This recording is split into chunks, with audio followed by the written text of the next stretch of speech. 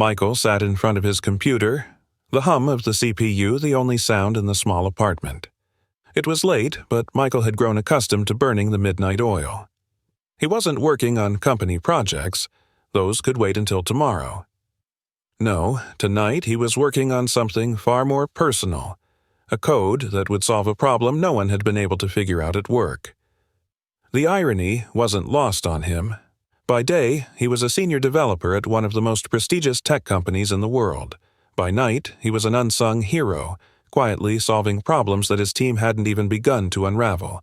And yet, despite all his contributions, despite his undeniable talent, Michael knew that many people in the office still didn't see him as an equal. He was the only black man in his department, and that distinction had always felt like a double-edged sword. Michael leaned back in his chair, staring at the lines of code on the screen.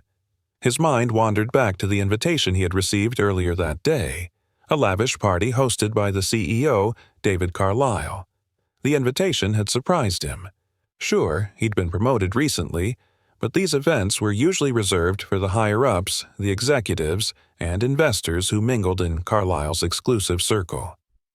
Michael wasn't sure if the invite was a genuine recognition of his hard work or an empty gesture. He wasn't even sure if he wanted to go. A party filled with wealthy, powerful people who wouldn't give him a second glance. It didn't exactly scream, "good time." But something inside him urged him to attend. This wasn't just about networking. It was about proving to himself that he belonged in those circles. He'd fought too hard to let his insecurities win. Michael's phone buzzed, snapping him out of his thoughts. A text from his friend Sam appeared on the screen. "You going to that fancy CEO party or what?"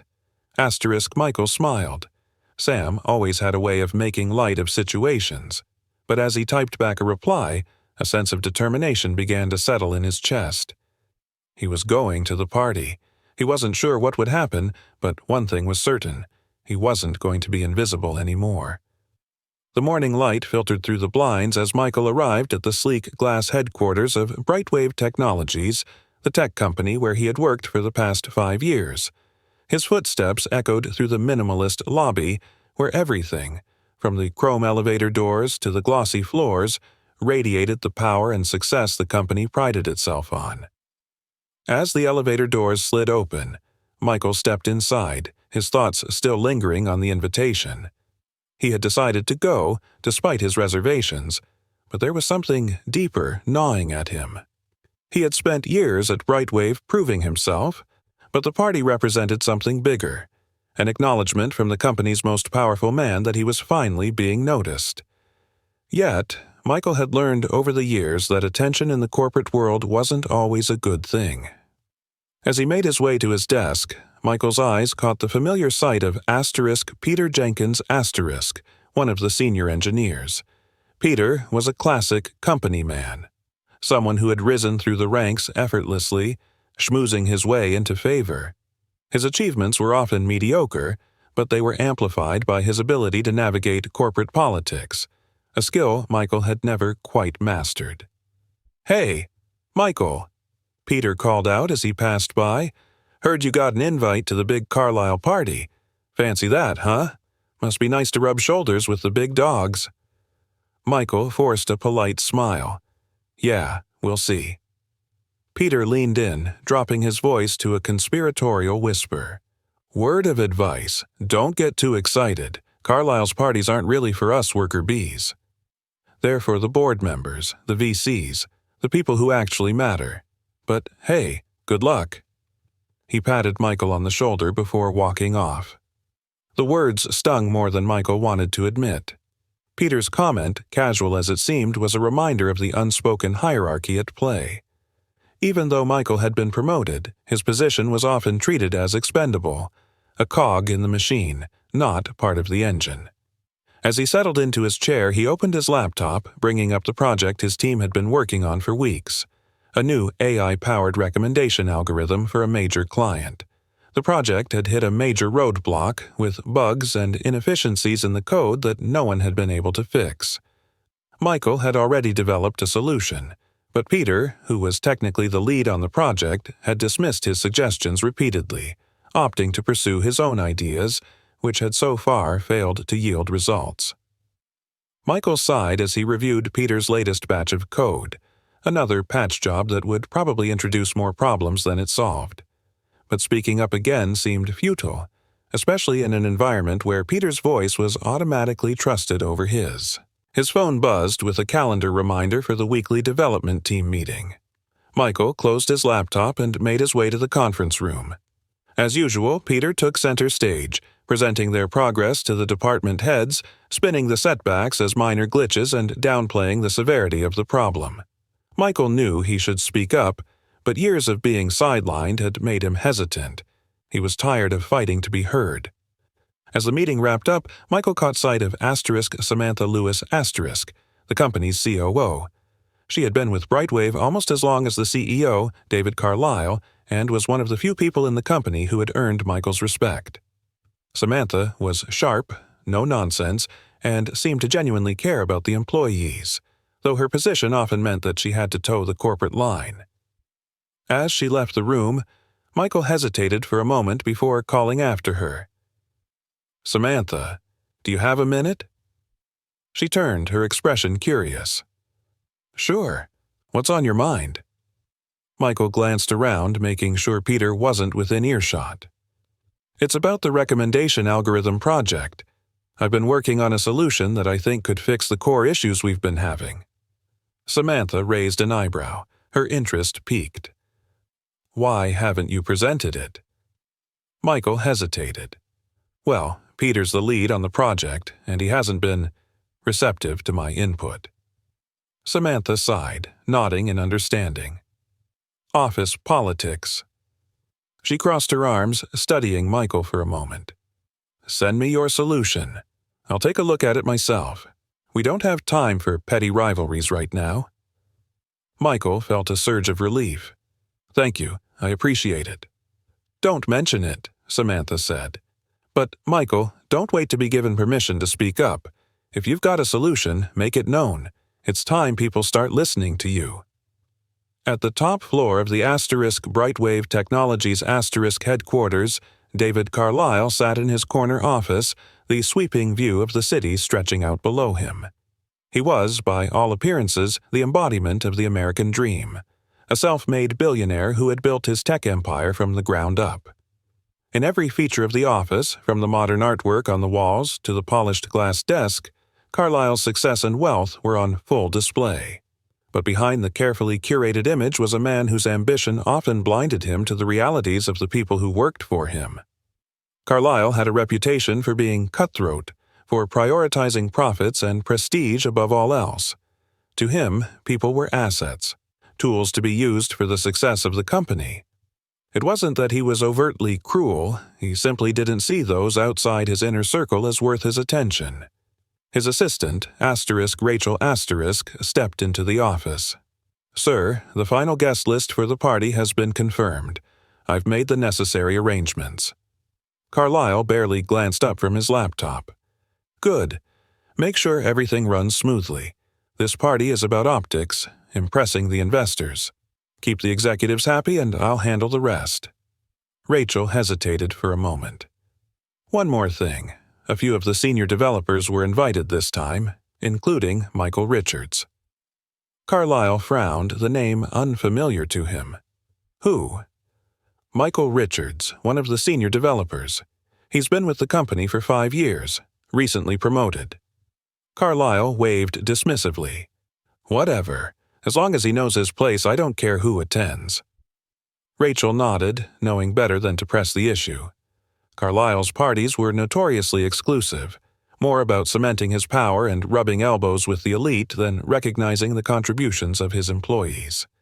She suspected that Michael's presence would hardly register with the CEO until it became convenient for him. As she left the office, Carlisle leaned back in his chair, scanning through the emails from his high-profile contacts. To him, the world of Brightwave was simple. Those at the top made the rules, and everyone else played by them. He had built his empire with that mindset, and it had worked. The party was just another step in solidifying his dominance over the tech industry. Michael sat at his desk, staring at the invitation for the party. Despite Samantha's encouraging words earlier, he couldn't shake the doubt that had settled in his mind. Was this party really an opportunity for him? Or was it just another reminder that he didn't truly belong in the upper echelons of the company? He remembered the looks he had received earlier in the day, Peter's condescending tone, the way the higher-ups had dismissed his input during the meeting. Even with his recent promotion, the unspoken hierarchy of *Brightwave* was clear. People like him weren't supposed to rise too high. As he thought about the upcoming party, Michael realized that this was more than just a social event. It was a test. Could he navigate the world of corporate elites, gain the recognition he deserved, and finally break through the invisible barriers that had held him back? His phone buzzed again. This time, a message from his mother. "Proud of you, baby. I know you're going to change the world." Michael smiled, feeling a renewed sense of determination. He thought about his upbringing, his late nights studying code in a small apartment, and the sacrifices his family had made to get him to where he was today. He couldn't let fear or doubt stop him now. The party was an opportunity, and he was going to seize it. As he left the office that evening, the weight of the upcoming event hung over him, but so did a newfound resolve. The next time he walked into a room full of power, he wasn't going to shrink into the background. He was going to stand tall. The night of the party had finally arrived, and Michael could feel the nervous energy buzzing through his veins as he adjusted his suit in the mirror. He had opted for a classic black tuxedo. Sleek, but understated. It was the kind of outfit that allowed him to blend in, not stand out, exactly what he needed for the evening ahead. Michael wasn't looking to draw unnecessary attention. He was there to prove his place through his professionalism, intellect, and preparedness. As he approached the grand estate where the party was being held, his nerves intensified. The sheer size of the mansion made him feel small, but he kept reminding himself why he was there. He wasn't a guest out of charity. He'd been invited because of his hard work, his recent promotion, and his potential. Still, the thought that this might be a mere formality, or worse, a mistake, lingered in the back of his mind. The front entrance was lined with luxury cars, valets, and security. Guests, dressed in designer gowns and tailored suits, moved effortlessly through the doors, each one oozing confidence and entitlement. Michael took a deep breath and walked through the main entrance, greeted by a smiling hostess who directed him toward the ballroom. The interior of the mansion was even more extravagant than he had imagined. Chandeliers glittered overhead, casting a warm golden light across the room. The walls were adorned with modern art, and the atmosphere was thick with the scent of expensive perfume and fine champagne. Every detail of the evening had been meticulously curated to reflect the wealth and power of those in attendance. As Michael entered the ballroom, he immediately felt the weight of being an outsider. The guests were mingling in small groups, sipping champagne and laughing casually, as if this level of luxury was simply routine. Michael could feel eyes darting toward him, sizing him up, but no one approached. To them, he was just another anonymous face, someone who didn't belong in their world. He spotted a few of his colleagues across the room, but they were already deep in conversation with higher-ups and investors. Michael hesitated, unsure whether to join them or find his own way. He didn't want to force his presence where it wasn't wanted. Instead, he walked to the bar, deciding that it would be better to observe for a while, to get a feel for the room before making any moves. He ordered a drink, trying to calm his nerves, and watched as the other guests moved effortlessly from one conversation to the next. This was their world, a world where power and privilege came as naturally as breathing. As Michael stood at the edge of the party, he couldn't help but feel like an imposter. He had fought his entire life to be seen as equal, to be taken seriously in a world that often dismissed people like him. And now, even with his achievements, it felt like that fight was still far from over. Michael had been standing near the bar for what felt like hours, carefully watching the interactions around him, when he finally saw his opportunity. Across the room, surrounded by a small group of investors and top executives, stood David Carlyle, the CEO. He was engaged in lively conversation. laughing and gesturing confidently as if he owned not just the room, but the entire world. Michael felt a surge of determination. This was his chance. He had to introduce himself, make a lasting impression, and show Carlyle that he wasn't just another faceless employee. He was more than that. He was someone worth paying attention to. He rehearsed his introduction in his mind one last time as he approached the group. But just as Michael stepped forward, Carlyle turned toward him, his eyes sweeping over Michael with a glance that was both dismissive and disinterested. Michael opened his mouth to speak, but Carlyle didn't give him the chance. "I think you're in the wrong place, buddy," Carlyle said, his voice dripping with casual disdain. "Maybe you should check the kitchen." The words hung in the air, heavy and cutting. For a moment, Michael wasn't sure if he had heard correctly. Did the CEO really just suggest he belonged with the staff, as if he were nothing more than a servant? Michael's stomach dropped, and a wave of humiliation washed over him. The laughter from the group of investors around Carlyle felt like knives twisting in his gut. The room around him seemed to fall silent. He could feel the eyes of other guests on him, some watching with amusement, others quickly looking away, not wanting to get involved in the awkward exchange. Michael's face flushed with heat, and for a split second he considered turning around and walking out of the party altogether, but something in him stopped. A voice inside him, the same voice that had pushed him through years of hard work and countless rejections, told him to stay. He had faced worse than this. He had survived worse than this, and if he left now, he would only be proving Carlyle right. Michael stood frozen for a moment, the CEO's words echoing in his mind, but he knew he couldn't afford to show any more vulnerability. His humiliation had already been witnessed by too many people, and the last thing he wanted was to make a scene. Inside, though, Michael's emotions were raging. Anger, hurt, frustration, they all bubbled to the surface. He had worked tirelessly to get where he was, had sacrificed so much, and here he was being reduced to a stereotype, dismissed as though his worth was defined by his skin color and not by his skills or accomplishments. Michael clenched his fists at his sides, resisting the urge to lash out. He took a deep breath, reminding himself of all the battles he had already fought. The nights spent coding, the endless meetings where his ideas were ignored, the promotions that came only after proving himself time and again. He couldn't throw all that away now. Still, the question loomed in his mind. Should he stay or leave? His pride urged him to walk out, to remove himself from a place where he clearly wasn't welcome. But deep down, Michael knew that leaving would only solidify the feeling of rejection, and worse, it would validate the CEO's insult. He straightened his jacket and made a decision. He wasn't going anywhere.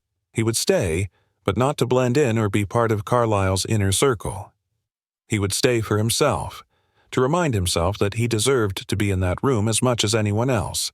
He would stay because leaving would be letting Carlyle's words define him, and Michael refused to let anyone dictate his worth. So instead of walking out, Michael chose to watch. He would observe, learn, and wait for the right moment. His moment. After the humiliating exchange with Carlyle, Michael quietly moved back to his spot near the bar. He was no longer interested in forcing his way into conversations or trying to prove himself to anyone. Instead, he decided to take a step back and study the room, to observe the power dynamics at play.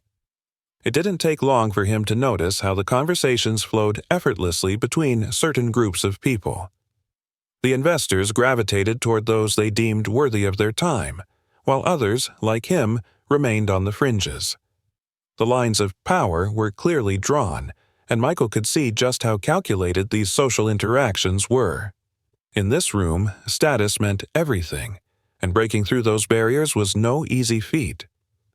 As he sipped his drink, Michael began to listen closely to the conversations happening around him. It was a window into a world he had only glimpsed before. The elite moved with ease, discussing multi-million-dollar deals, venture capital investments, and the future of the tech industry as though these were everyday topics. This was the upper echelon of the corporate world, and for Michael, it was a world he had been working his entire life to reach. And yet, even as he stood among them, He realized just how far removed he still was from their circles. No matter how hard he worked or how talented he was, people like Carlyle would always see him as an outsider. It wasn't just about race or background. It was about power, privilege, and the unspoken rules that governed this elite world. But even in the midst of all that, Michael knew one thing. He had earned his place. He had worked harder than anyone in that room, and no dismissive CEO or judgmental investors could take that away from him. And then, as if the universe had heard his thoughts, an opportunity presented itself. As Michael stood near the edge of the ballroom, his ears caught a conversation between a group of top executives from his company. They were discussing a critical issue that had been plaguing the company for weeks, a software problem that was causing significant delays and financial losses. It was clear from the frustration in their voices that the team had been unable to find a solution, and the issue was becoming more urgent by the day. Michael's heart raced. He knew exactly what they were talking about. The problem they were describing was one he had already been working on in his spare time. He had spent countless hours analyzing the code, identifying the flaws, and developing a solution. He hadn't shared his findings with anyone yet, partly because Peter, his project lead, had dismissed his input in the past, and partly because he hadn't had the right opportunity to present his work. But now, hearing the executives talk about the issue, Michael realized that this was his moment. If he could step forward and present his solution, it could not only save the company from a major setback but also prove once and for all that he deserved to be seen and heard. Gathering his courage, Michael took a deep breath and approached the group. Michael's hands felt clammy as he approached the group of executives. His mind raced with the weight of what he was about to do. These were the highest-ranking members of the company, men and women who had worked alongside Carlyle for years, making decisions that shaped the future of the tech industry. They were powerful, intimidating, and undoubtedly accustomed to being approached by those seeking their attention. But Michael had something they needed. He had the solution. "Excuse me," Michael said, his voice steady but firm as he caught the attention of one of the executives. The group turned to face him, their expressions a mixture of curiosity and skepticism. Michael could feel the tension in the air. He wasn't supposed to interrupt their conversation, especially not at an event like this, but he pressed on. "I couldn't help but overhear your conversation about the software issue," Michael continued. "I've been working on that same problem, and I believe I've found a solution." For a moment, there was silence. One of the executives, a tall man with graying hair and a sharp suit, raised an eyebrow. His tone was dismissive, but not hostile. "And what makes you think you found a solution that our team hasn't?" Michael's heart pounded in his chest, but he kept his composure. "I've been analyzing the problem for a while now. The issue lies in the way the system processes the incoming data. It's overloading because of inefficiencies in the pipeline. I've developed a new approach to streamline the process, reducing the load on the system by optimizing the flow of information." As he explained, Michael pulled up the data on his phone, showing the simulations he had run to test his solution. The group of executives leaned in slightly, their interest piqued. The skepticism in their eyes began to fade as Michael walked them through the steps of his solution, detailing each aspect with precision and clarity. It wasn't long before one of the executives, a woman named Rachel Dawson, the head of product development, spoke up. "This actually makes sense. It addresses the core issue we've been facing, and your data shows significant improvement in system performance." Michael felt a surge of relief but kept his voice measured. "I'm confident that this approach will not only solve the problem but also prevent similar issues in the future." The tall executive, who had initially been dismissive, now seemed intrigued. "Why haven't we heard about this from your team?"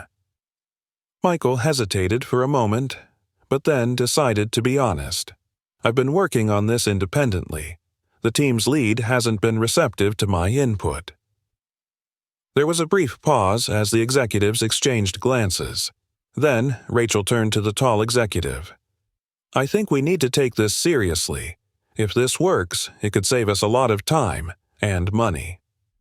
As the executives mulled over Michael's proposal, the air around them shifted. What had started as a tense interruption had evolved into a serious conversation about a real solution.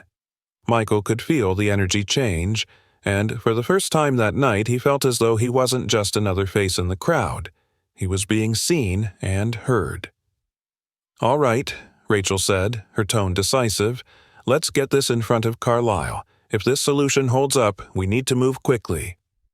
The group turned and began making their way toward where Carlisle stood, still deep in conversation with his circle of investors. Michael followed, his pulse quickening as the realization of what was happening hit him. This was it, the moment he had been waiting for. As they approached, Rachel stepped forward to address Carlisle. "David, we need to talk. One of our developers, Michael Richards, has been working on a solution to the software issue we've been facing. His approach looks promising." Carlisle turned, his expression shifting slightly when he saw Michael. There was a flicker of recognition.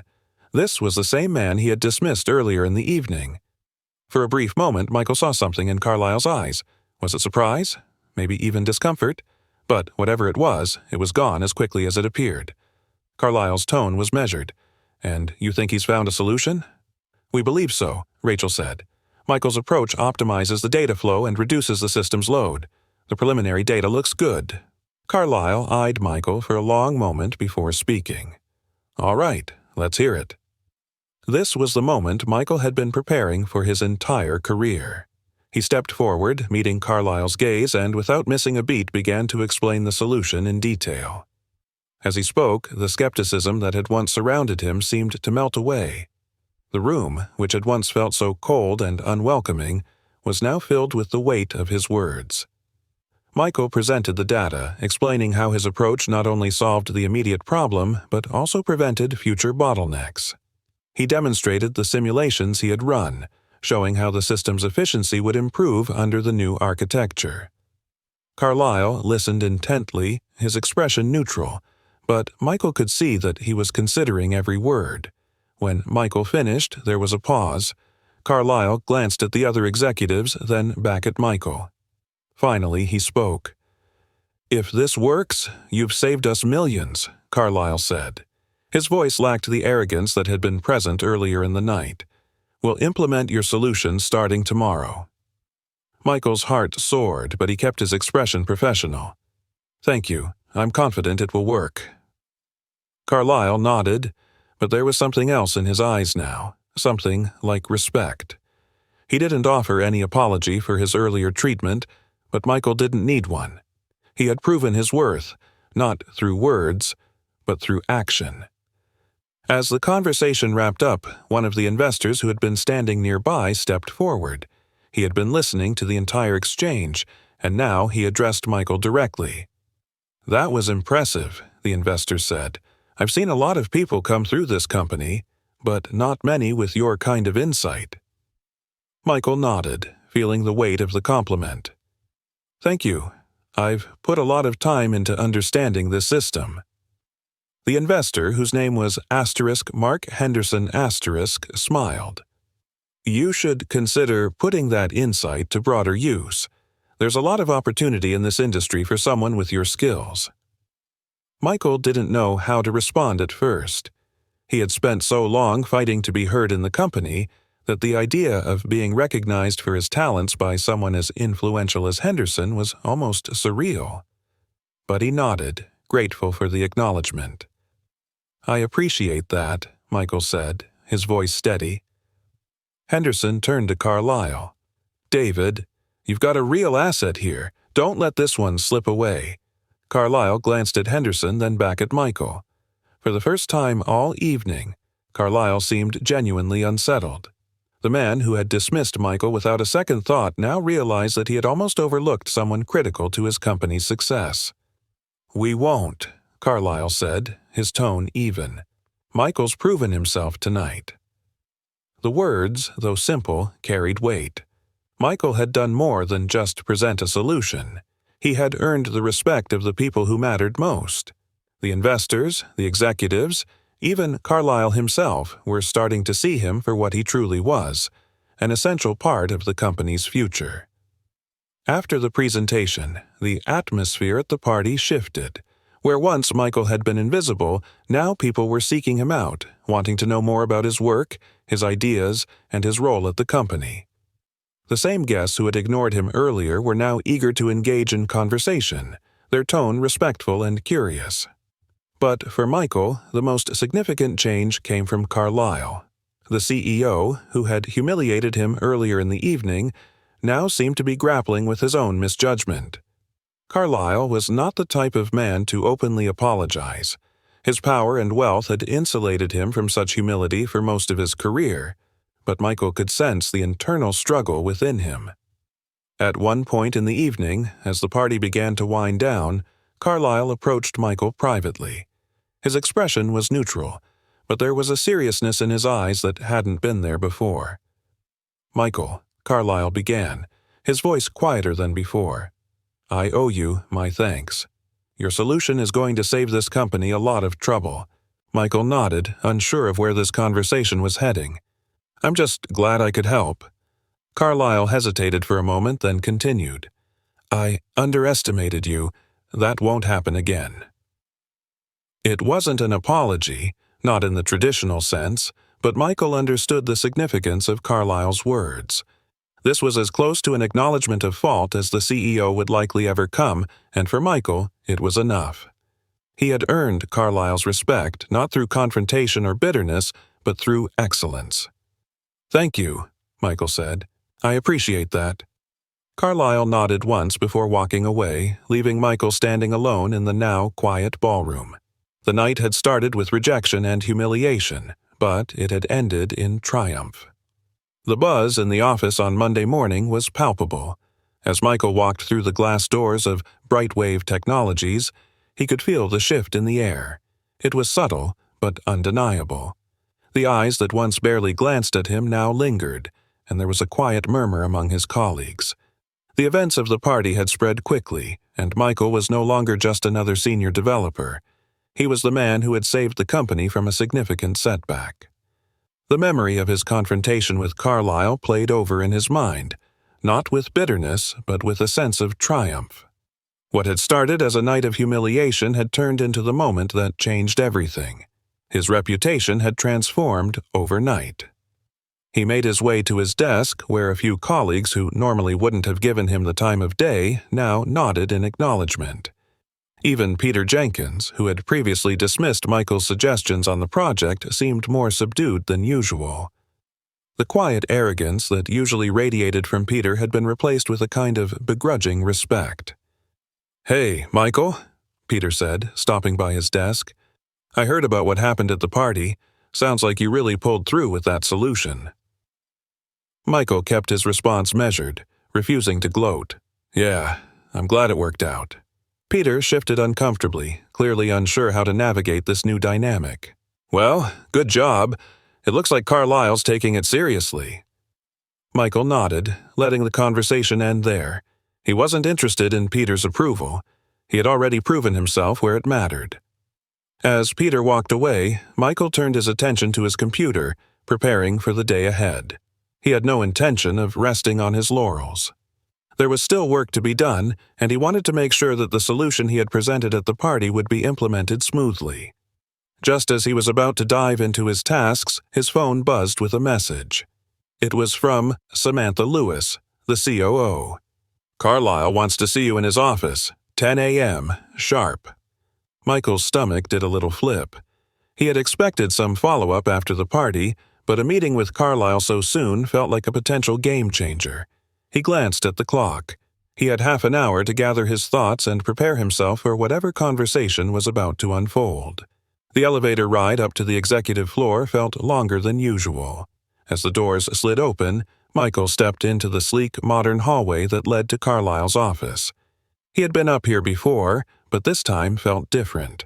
This time, he wasn't just another employee being summoned for routine business. This time, he was someone who had proven his worth. Someone who had gained the attention of the company's most powerful man.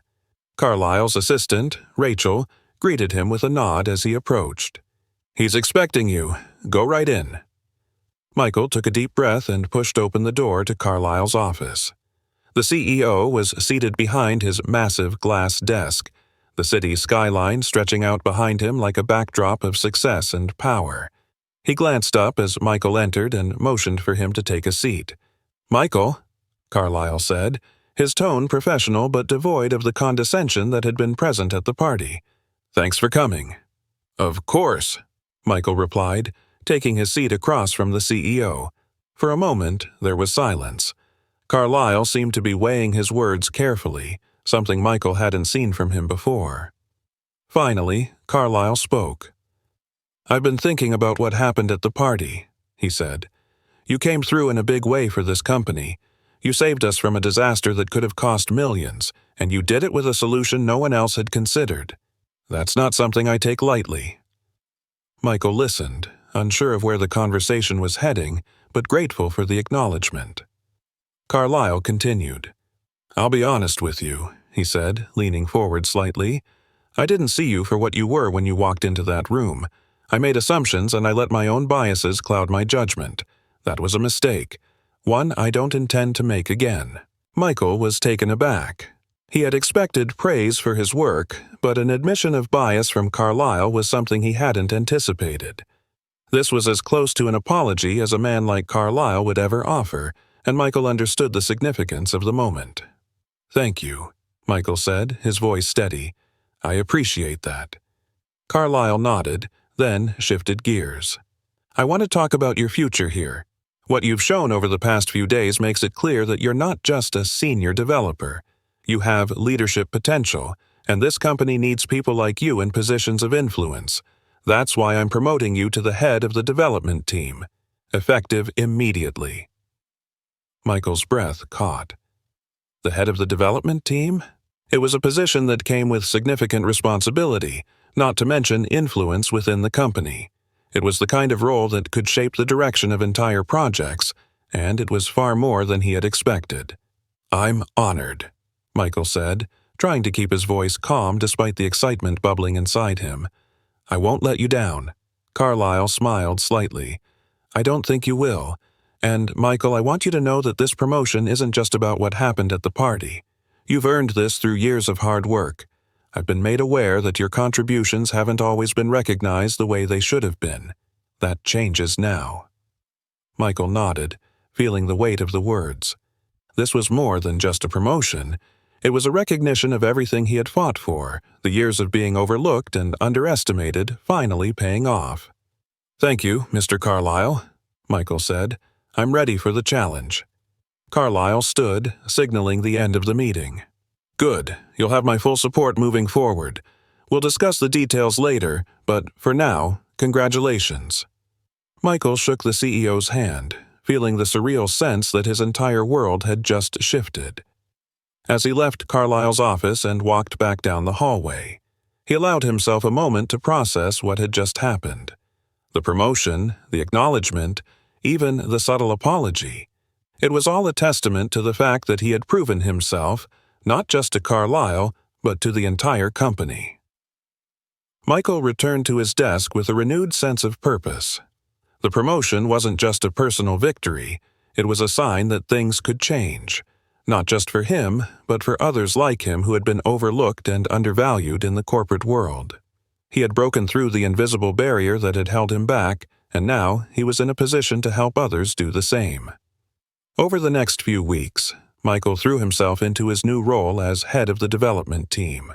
He worked closely with his team members, ensuring that everyone's voice was heard and that the best ideas, regardless of where they came from, were given the attention they deserved. His leadership style was collaborative, and he made it a point to recognize the contributions of each team member. The team's morale improved, and their productivity soared. But Michael knew that real change didn't happen overnight. While he was grateful for the opportunities that had come his way, he also understood that the systemic issues within the company, and the tech industry as a whole, were still present. People like him, people of color, were still underrepresented in leadership roles, and there was still a long way to go in breaking down the barriers that had held so many back. That's why Michael made it his mission to advocate for diversity and inclusion within the company. He worked with HR to develop mentorship programs for underrepresented employees, helping them navigate the challenges of corporate life and giving them the tools they needed to succeed. He also pushed for more diverse hiring practices, ensuring that the company's future was shaped by a broader range of voices. Carlyle, to his credit, supported these initiatives. The CEO, once blind to the subtle biases that shaped the corporate culture, had been forced to confront his own prejudices. With Michael's influence, he began to understand the importance of creating an environment where everyone, regardless of their background, had the opportunity to succeed. As the weeks turned into months, Brightwave Technologies began to change. The old guard, which had once dominated the company's culture, began to give way to a new, more inclusive vision. Michael's promotion had been the catalyst, but the ripple effects were felt throughout the organization. Late one evening, long after most of the employees had gone home, Michael sat in his office, staring out at the city skyline. The glow of the city lights cast a soft reflection on the glass, and Michael found himself thinking back to the journey that had brought him here. The road hadn't been easy. From his humble beginnings to the challenges he had faced at Brightwave, Michael had fought every step of the way to prove himself. There had been moments of doubt, moments where he had questioned whether it was worth it. But now, sitting in his office as head of the development team, he knew it had all been worth it. He thought about the night of the party, the humiliation he had faced, and the choice he had made to stay. It had been the right decision, not just because it had led to his promotion, but because it had forced him to confront the realities of the corporate world head-on. He had refused to let someone else's judgment define him, and in doing so, he had changed the course of his life.